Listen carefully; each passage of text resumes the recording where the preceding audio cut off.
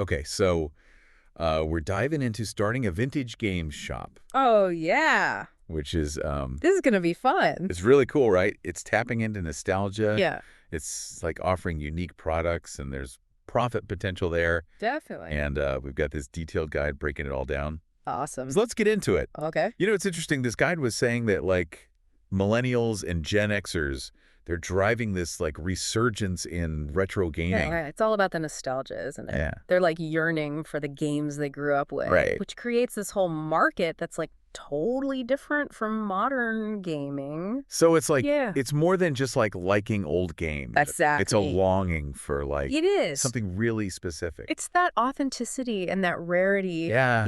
that you don't get so much with today's mass-produced games. Guys, It's like you're owning a piece of gaming history. it's almost like an artifact. Yeah, and some sellers are seeing profit margins of like 30 to 50%. Right. Especially on those like really in-demand titles. Okay, so those are margins worth looking into. For sure. Yeah. So where do you even begin with something like this? Well, the guide suggests you start by defining your niche. Okay. So are you like a board game aficionado?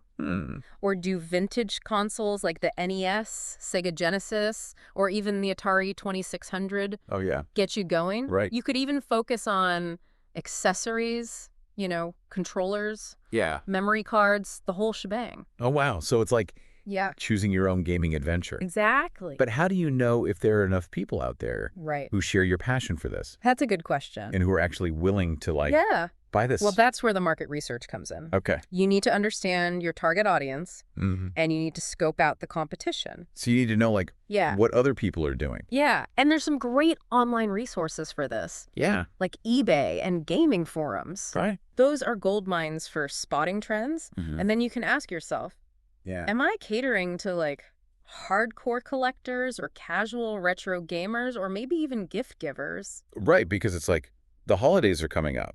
Exactly. People need gifts. Yeah. So it's not just about what you love. Right. It's about what other people are looking Yeah. for too. Exactly. And then comes the fun part, right? Actually finding these games. Well, yeah. I bet it's like a treasure hunt. The guide calls it sourcing. Okay. And it can be quite an adventure. I bet. Hitting up local thrift stores, garage sales, and flea markets. Yeah. Imagine, unearthing a pristine copy of Earthbound for a steal. Oh my gosh. Yeah. Yeah. I can already feel the thrill of the hunt. Yeah, and if you strike out locally, Right. you've got online marketplaces like eBay, Craigslist, and Facebook Marketplace. Yeah, I've seen those. They expand your reach so much. Right. You can connect with sellers all over the country, Mm-hmm. even internationally. Well. The guide even suggests attending gaming conventions Oh, fun. and joining online forums. Yeah. Not just for finding deals, but Yeah. for connecting with fellow enthusiasts and kind of learning the ropes. Right, because it's like Yeah. joining a secret society Yeah, of vintage game lovers. it is. I've seen listings online, like entire collections. Oh, yeah. How do you even approach something like that? Well, the guide calls it bulk buying, Okay, and it can be intimidating, I bet. but it can be very profitable. Right. The key is to assess the collection carefully. Okay. Look for a mix of common items Yeah. and potentially rare items. Uh-huh. Do your research beforehand. Okay. Check average prices online so you don't overpay. So it's a bit of a gamble, It can be. but with the right knowledge, Yes. it can pay off. Absolutely. Once you have this collection, what's Right. next? Surely not all of them are in pristine condition. Well, that brings us to what the guide calls restoration and authentication. It's not just about making the games work. Right. It's about preserving their authenticity, especially given their value. Yeah, that makes sense. Yeah. So how do you even go about restoring a vintage game? Well, Is it like dusting off an old book or... it can be quite involved. Okay. The guide details like inspecting for functionality, cleaning those dusty cartridges and consoles, Yeah. even replacing missing parts. Okay. And for authentication, Right. you need to verify the legitimacy of each item. Because you don't want to, like, Exactly. it's also fake. Imagine accidentally selling a fake to a passionate collector. Oh. That could be disastrous. Yeah, that would be terrible. Yeah. So what's the secret to spotting a fake? Well, it's more about checking serial numbers, Okay. inspecting packaging for inconsistencies, Right. really scrutinizing the details. So for someone who's just starting out, Yeah. What's like a common mistake they might make? Well, one common mistake beginners make is using harsh chemicals to clean cartridges. A simple microfiber cloth and isopropyl alcohol are often sufficient. Really?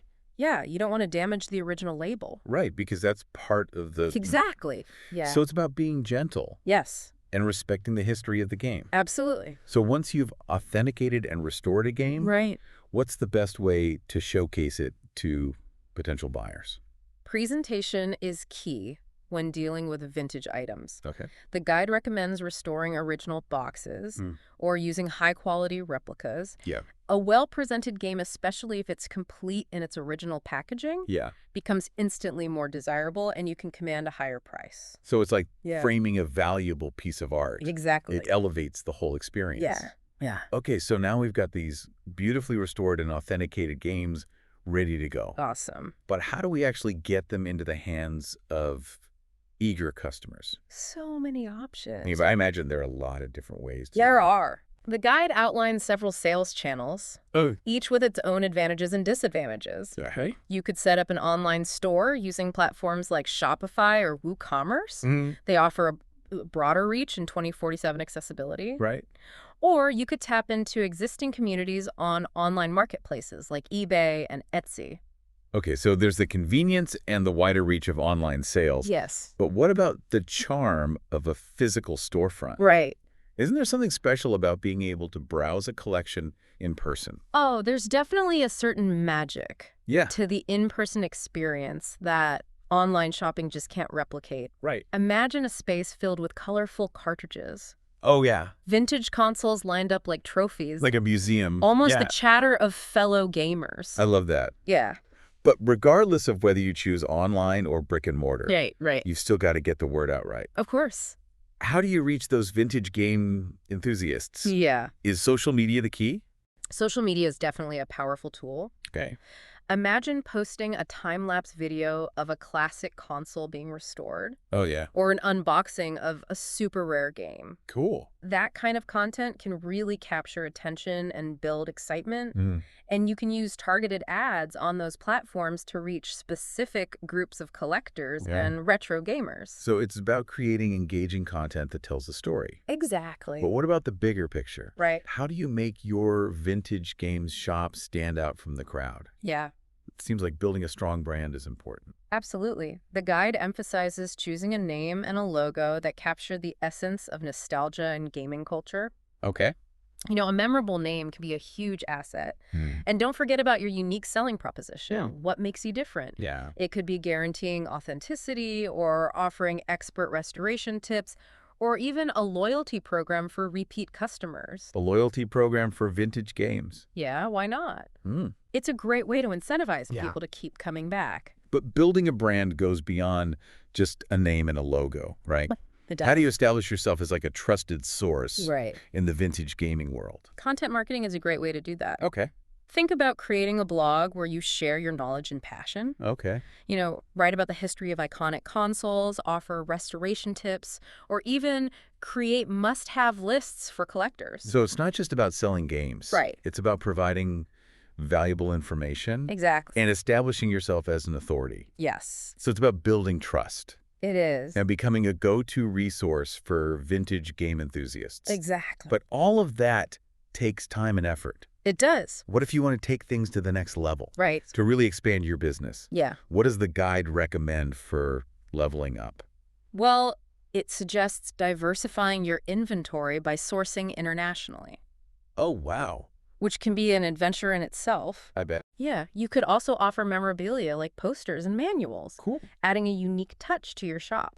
That's a great idea. Yeah, It's like creating a mini museum it is. of gaming history. Yeah. Are there any other strategies for expanding the business? Well, the guide even proposes offering custom restoration services, Okay. creating unique bundles like retro starter kits with a console and popular games, Oh, cool. or even partnering with artists for limited edition packaging or accessories. Wow, those are some seriously creative ideas. Yeah, It really shows how a vintage game shop can be so much more you can. than just buying and selling. It's an experience. Yeah. It's a community.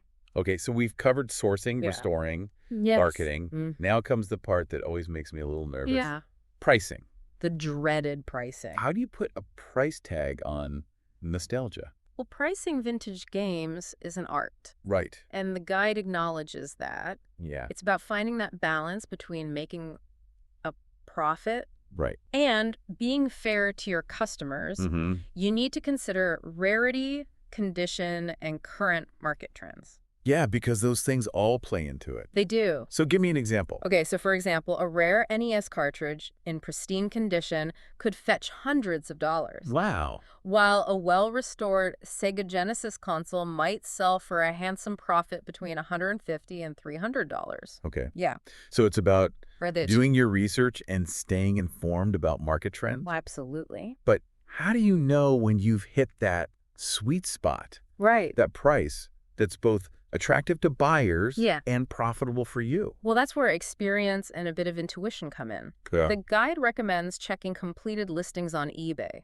to see what similar items have actually sold for. That makes sense. You can also use price guides and consult with experienced collectors. Okay. And remember, prices can fluctuate, so stay adaptable. So it's not an exact science, And it's not. but with careful research Yeah. and a bit of practice, you can become a vintage game pricing pro. You can. Okay, so we've covered a lot of ground here. We have. Sourcing, restoring, branding, pricing. It's clear that starting a vintage game shop is more than just a business venture.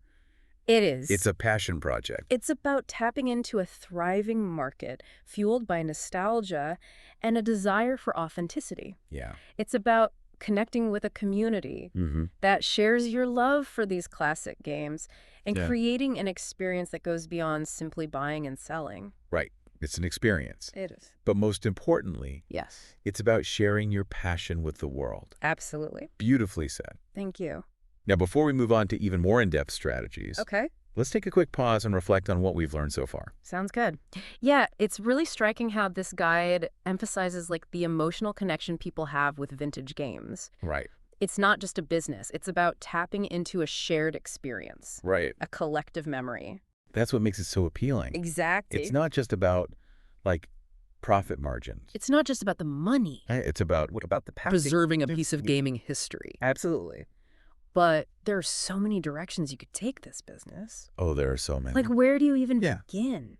Well, that's the beauty of this model. Okay. The room for creativity. Right. You know, the guide encourages you to think outside the box, Uh-huh. find your unique niche, Mm-hmm. and make your shop truly stand out. So it's not like a Mm. one-size-fits-all. It's not a cookie-cutter approach at all. Okay. So what are some examples of that?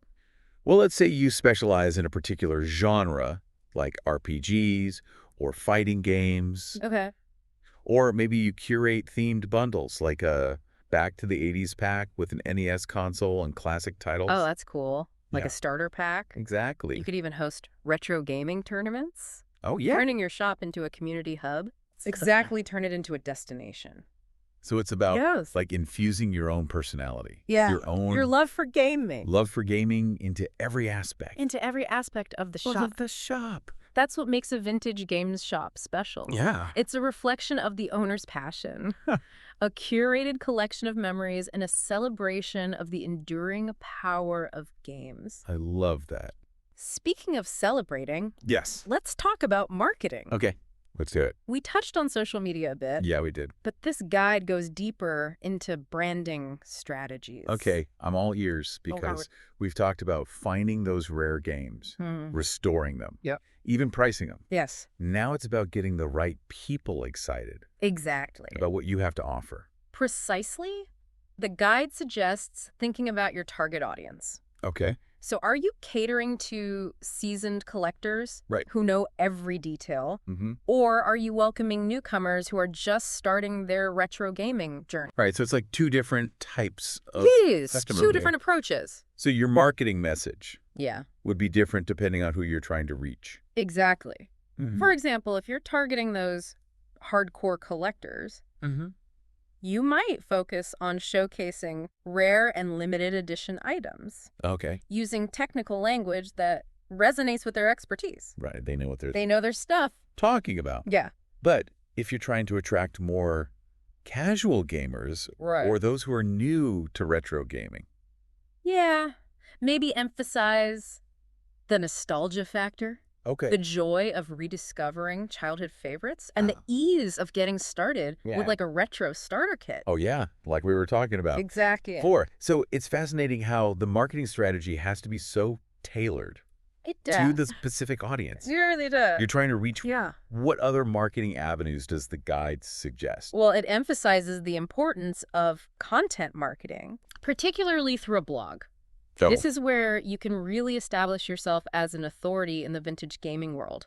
Oh, cool. You could write articles about the history of iconic consoles, offer restoration tips, or even create those must-have lists for collectors. So it's not just about selling games. No, it's not. It's about sharing your knowledge and passion Exactly. with the community. Yeah, building that community. But with so many vintage game shops popping up, Yeah, they are popping up. how do you make yours stand out? That's where a strong, unique selling proposition comes in. Okay. You know, that special something that sets you apart from the competition. Right. Maybe you specialize in a particular console or genre. Okay. Or perhaps you offer a guarantee of authenticity, Right. which is especially valuable in a market where counterfeits can be a concern. Yeah. That's a good point. Yeah, So it's about giving people a reason it is. to choose your shop over Yeah. all the others. Exactly. But beyond the practical aspects Right. of running a business, Yeah. there's also the community aspect, right? Oh, absolutely. The guide emphasizes that a vintage game shop is more than just a place to buy and sell games. Right. It's a gathering place for like-minded individuals who share a passion for retro gaming. So it's about fostering a sense of community, Yes. of belonging. Absolutely. How do you create that kind of atmosphere? Well, it could be as simple as creating a welcoming and engaging space in your physical store. Okay. If you have one, Right. maybe you have a comfortable seating area where people can chat and play games. Oh, fun. Or you could host retro gaming tournaments or trivia nights, Oh, cool. bringing people together for some friendly competition and shared nostalgia.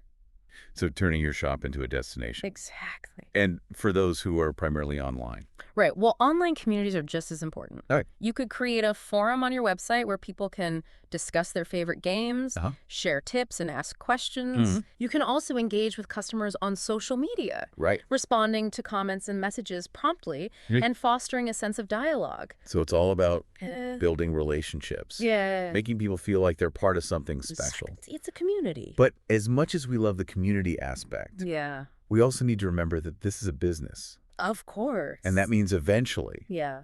we need to talk about scaling Yeah. and growth. We do. What does the guide suggest for taking things to the next level? Well, it offers a range of ideas, from expanding your inventory through international sourcing Okay. to offering additional services like custom restoration, Right. or even creating your own line of retro-inspired merchandise. Creating your own merchandise. Not. That's a whole other level. It is, but it can be very lucrative. I can see how it could really Yeah. enhance the brand Exactly. and create additional revenue streams. Absolutely. But let's go back to international sourcing for a moment. What are the challenges and opportunities Right. involved in expanding your search for vintage games beyond your local area? Well, it can be a great way to find rare and unique items that you might not be able to find locally, Okay. but it also requires a deeper understanding of international shipping regulations, customs fees, and currency exchange rates. So it's not as simple as It's not. just ordering something online No, and having it shipped to your doorstep. not always. Okay. You need to be aware of the potential risks involved, such as damage during shipping or delays due to customs inspections. Right. You also need to build relationships with reliable suppliers in other countries. So you have to do your due diligence. You do. Sounds like it's an adventure in itself, It is. but with the potential for big rewards. New rewards. But what about those additional services you mentioned, like custom restoration? Yeah. How would you even go about offering something like that? Well, you could start by honing your own restoration skills and then offer those services to customers who have games in need of repair. Mm-hmm. You could even specialize in restoring particular consoles or types of games. Oh, cool. Yeah. So it's about building a reputation It is for expertise and craftsmanship. Yes. But what about creating your own line of retro-inspired merchandise? Yes. That sounds really intriguing. It is. What kind of merchandise are we talking about here? It could be anything from T-shirts and hoodies featuring iconic game characters Okay. to mugs and phone cases with retro designs. Cool. You could even create limited edition posters or art prints. So it's like extending the brand Exactly. beyond the games themselves, It is. allowing people to express Yes. their love for retro gaming Their passion. in different ways. In all sorts of ways. But with all these potential avenues for growth, Right. it's important to stay focused, right? Absolutely. The guide emphasizes the importance of having a clear vision for your business Okay. and not trying to do too many things at once. So don't get ahead of yourself. Don't get ahead of yourself. It's about identifying your strengths Yes. and focusing on what you do best. Exactly. So quality over quantity. Quality over quantity, always. Making sure that everything you offer Yeah. is in line with your brand Uh-huh. and meets the high standards that your customers expect. Absolutely. But with all this talk about expansion and growth, Right. it's easy to lose sight of the heart of this business, It is. which is the love for vintage games. Absolutely. You're absolutely right. At the end of the day, Yeah. a successful vintage game shop is built on passion. It is. It's about sharing that passion with others, Yes. creating a community, Uh-huh. and preserving a piece of gaming history for future generations. The future generations, exactly. Beautifully said, and I think that's a perfect note to wrap up part 2 of our deep dive. Okay. We've covered a lot of ground, A lot of ground. from marketing and branding Yes. to scaling and growth. The scaling and growth. But as we move into the final part of our deep dive, Okay. let's shift our focus to you, the listener. All right. We've explored the ins and outs of starting a vintage game shop. We have. But the real question is, Yeah. what unique twist could you bring to this market? That's the question, isn't it? What would make your shop stand out and resonate with customers? Well, the guide encourages aspiring entrepreneurs to really tap into their own passions and experiences. Okay. You know what specific era of gaming speaks to you the most? Right. What are the games that hold a special place in your heart? Yeah, those are the important things They are. to think about. Maybe you're an expert in a particular genre or console. Mm-hmm. That specialized knowledge could be your unique selling point. Yeah, so it's not just about replicating It is what's actually- already out there. No, It's about finding your own niche, it is. your own story to tell within the larger world of vintage gaming. Your own slice of the pie. Exactly. It's about bringing your own personality and expertise to the table. So, for example, Yeah. maybe you're a whiz at restoring vintage arcade cabinets. Oh, yeah. That could be your specialty, That could be it. something that sets you apart from Definitely. other shops. Yeah. Or maybe you have a knack for creating custom game bundles Oh, yeah. that cater to specific interests or nostalgia themes. Yeah. The possibilities are pretty much endless. And that's what makes this business so exciting. It is. It's not just a cookie cutter Right flower now, it's shop. not a get-rich-quick scheme. Right. It's an opportunity to be creative, to innovate, Mhm. and to build something that truly reflects your passion. So for our listener out there Yeah. who might be feeling a bit overwhelmed Yeah, I know it can be a lot. by all this information, It's a lot to take in. what's the one key piece of advice Okay. you would offer? I would say don't be afraid to start small. Okay. You don't need a massive inventory or a fancy storefront to get started. That's good advice because Yeah. people can get intimidated by that. They can, I think. You know, focus on your niche, build relationships with your customers, and let your passion be your guide. So just take that first step. Yeah. Even if it's just setting up an online shop with a few carefully curated items. Exactly. And remember, the vintage gaming community is incredibly supportive. Okay. So don't be afraid to reach out to other sellers, collectors, and enthusiasts. Yeah. Share your knowledge, ask for advice, and learn from those who've been there before. So it's about collaboration. It's over competition. It's about lifting each other up and sharing the love of vintage games with the world. Yeah. Spreading the love. Spreading the love. And as you grow your business, right. remember to stay true to your values. Yes, authenticity is key in this market. Because that's how you build trust with your Infinitely. customers. Yes, offering high-quality products and providing exceptional service. And don't forget to have fun along the way. Oh my gosh, yes, this should be a joyful experience. Right. A way to connect with your passion and share it with others. Because at the end of the day, it's about more than just making a profit. Absolutely. It's about creating something meaningful. It is. Something that brings joy to both you and your customers. Couldn't have said it better myself. As we wrap up this deep dive, Yeah. I want to leave our listener with one final thought. All right. Remember that spark of excitement you felt Yeah. when you first discovered I remember. the world of vintage games. Hold on to that feeling, Yes. nurture it, Nurture it. and let it guide you as you embark on this incredible journey. And who knows, maybe you'll even inspire a new generation of gamers to discover the magic of those pixelated worlds and timeless board game strategies. That's a great point. That's a legacy worth striving for.